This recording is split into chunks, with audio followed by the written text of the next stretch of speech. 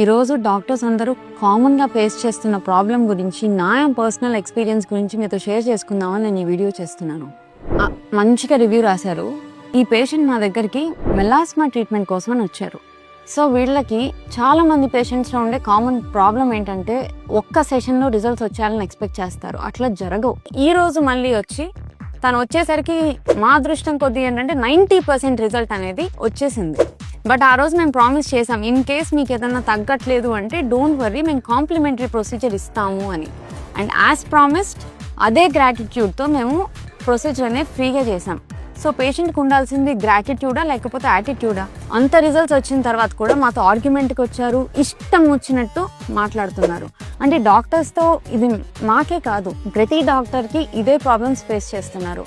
ఒకసారి మీకు ఏదైనా ట్రీట్మెంట్ నచ్చకపోతే యూ హ్యాడ్ అన్ ఆప్షన్, మీరు వేరే వాళ్ళ దగ్గరికి వెళ్ళొచ్చు, ఇంకొక ఒపీనియన్ అయినా తీసుకోవచ్చు.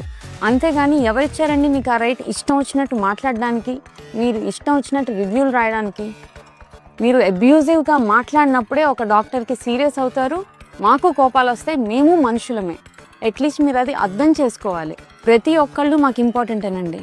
మేము ఉన్నది ఇక్కడ సర్వ్ చేయడానికి మాత్రమే. మీరు ఎన్ని డౌట్స్ అయినా అడగచ్చు, ఎంతైనా ఓపికగా చెప్తాము. మీరు డిస్రెస్పెక్ట్ఫుల్గా మా ప్రొఫెషన్ గురించి మీరు మాట్లాడినా అది మేము తట్టుకోలేము. అది మేమే కాదు, ఏ డాక్టర్కైనా సరే దట్స్ ద మినిమం థింగ్. మీరు ఒక డాక్టర్కి ఒక ప్రొఫెషనల్లీ మీరు కొంచెం రెస్పెక్ట్ అనేది ఇవ్వాలి. అలా ఇచ్చినప్పుడే మీకు మ్యూచువల్లీ రెస్పెక్ట్ అనేది వస్తుంది. ఇది హంబుల్ రిక్వెస్ట్ అండి. మీరు ఇష్టం వచ్చినట్టు రివ్యూలు రాసుకోండి, దట్స్ ఓకే. కానీ ఒక రివ్యూ రాసే ముందు మేమెంత హార్డ్ వర్క్ చేస్తున్నాం, మేమెంత చేస్తున్నాం అనేది ఎవరికి పట్టదు. రివ్యూ చదివే వాళ్ళకు కూడా అది పట్టదు. There is lot of efforts from our side too. One side of the స్టోరీయే రాస్తుంటారు, రెండో సైడ్ ఏం జరిగింది అనేది ఎవరు పట్టించుకోరు. మాకే కనుక తిరిగి రివ్యూస్ రాసే కెపాసిటీ ఉండుంటే ఒక్కొక్కరి గురించి చరిత్రలు రాస్తామండి.